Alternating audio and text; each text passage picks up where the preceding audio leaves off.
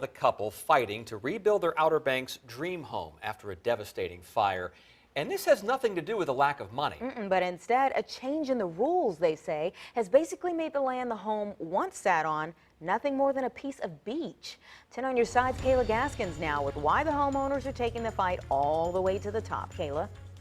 Well, Tom and Anita, after their house burned down, all the Zitos wanted to do was build the same house in the same spot on the beach. But the state and local government says they can't do that because of building restrictions put in place after they bought their home. The Zitos are now taking the case to federal court. Outer Banks, Outer Banks. Every single picture is Outer Banks. Kathy Zito's scrapbook tells it all. Every single summer. Her and her family's love of Nags Head is right here in pictures of family vacations, creating countless memories. We went there every summer with our family. They loved it so much, they bought this house right on the beach, a house she and her husband, Michael, hoped to spend their golden years in. The ocean front really caught our eye. That's what we love.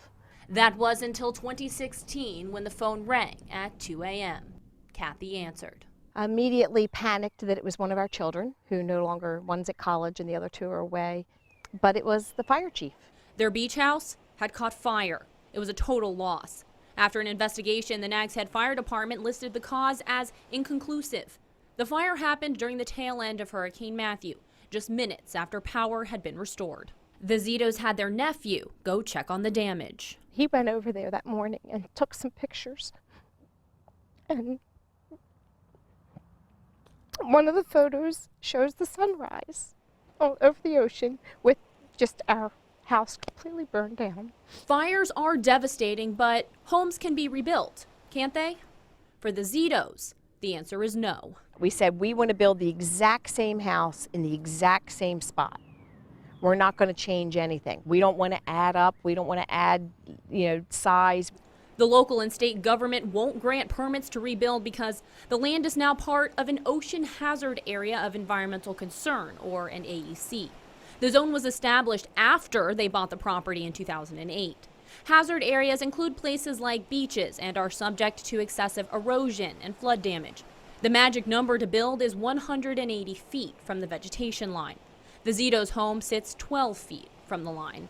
These aerial views from Drone 10 help illustrate the Zitos' frustration. The Zitos aren't a special case. If any of their neighbors' houses are destroyed, they can't rebuild either. Not being able to rebuild there, would have never, ever crossed my mind. It makes no common sense to me whatsoever. The Zitos' case was taken pro bono by the Pacific Legal Foundation. This is, a classic example of government overreach and an instance where we hope that the government will do the right thing. The legal team helped the Zitos file a federal lawsuit.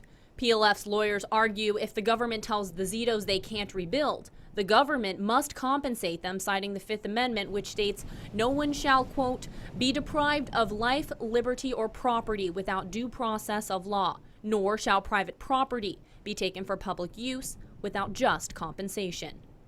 As for the Zitos, the family hasn't been back to the Outer Banks since the fire. They say it's too painful. Now, the Zitos can't rebuild, but every quarter they still write checks to pay for property taxes on land the government says they can't build on.